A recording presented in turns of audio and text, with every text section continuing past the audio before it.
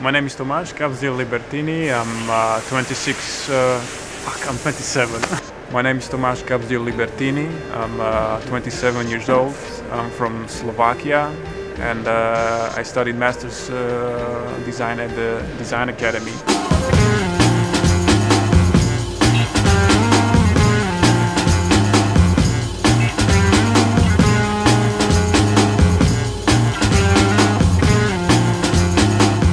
I have chosen beeswax as my working material because it's a very vulnerable and fragile material. And what I have tried to do was to create objects with it. And for me, the most logical shape for this material was a vase, because the material comes from flowers as a byproduct of the bees. And at the end ends up serving flowers on their last journey, or whatever you call it.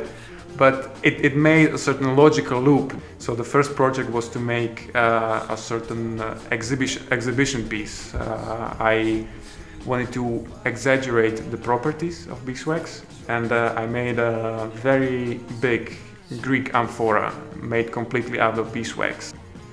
It took a long time to make actually a mold, because I didn't cast already existing vase, but I made a vase of 1.30 m high, original, myself first, then make the mold, then make the rotational structures, and then we casted it. And what happens with casting beeswax is that it shrinks a lot. So the whole vase cracked and kind of came out in segments, but it came in the same time as an addition to the whole concept, because it's a fragile material. So when I exhibited it, I exhibited as a sort of an archaeological artifact. So it was hanging in the space, all cracked, and the whole combination had a very huge impact on the viewers. So this is where I keep my vase for now. This is the mold that it was made from. The vase stays inside still, just to keep its form, and it's quite safe and protected. And yeah, you can still smell a little bit the beeswax, and all the parts come loose from the mold. This is quite heavy. Yeah, but it smells really nice. And you can actually see on this and on the detail of it that it's made from different kinds of beeswax. Some is more yellow, some is more brown, some is more white, and that's what I actually intended to do when I casted it.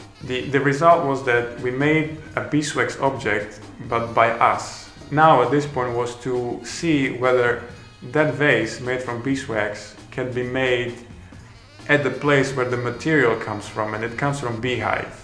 So the question was, can we make a vase in a beehive? Can we manipulate bees to make a shape different from what they do usually? So for 2 or 3 weeks we were trying to figure out whether this can be disassembled by bees, because I predicted they will use this beeswax to make something else and make holes in it and destroy it, but they don't even care. So then we started to make experiments with kunstdraad, and kunstdraad is actually the tiny sheet of beeswax that has a pre-printed honeycomb structure on it. And first I tried to build small objects out of it and see if this process works with bees. At the end I succeeded. I made a skeleton structure, and at the end the bees inflated the whole thing and made a vase. It's completely hollow, but on both sides it has a thick honeycomb structure as you see it in the beehive, but not in the form that you're usually used to. So, and this came as a surprise. I mean, we didn't know. We were looking in the beehive only after 1 week, because the idea is not to interrupt the process of the making. You cannot open the beehive every day because the bees don't like it. So after 1 week you want to see what happened, and then like, wow, they actually made something that you can recognize. It's a vase. From that point, it starts to be very exciting. I mean, I can make this, I can make that. What can I use it for? New experiments, and you get stuck with the beast for the rest of your life. I want to make really nice things and in the same time be true to why am I making it. Not just for the sake of making it, but rather whether it has its logic, whether it belongs here, whether it contributes somehow to the design world nowadays, and how can it make, let's say, somebody better, a person. And a lot of times it's a very ambitious goal, and a lot of times it stays as a normal design. When you start writing on it, it really feels like a first page of a notebook. I believe just that idea, having that ambition, is enough.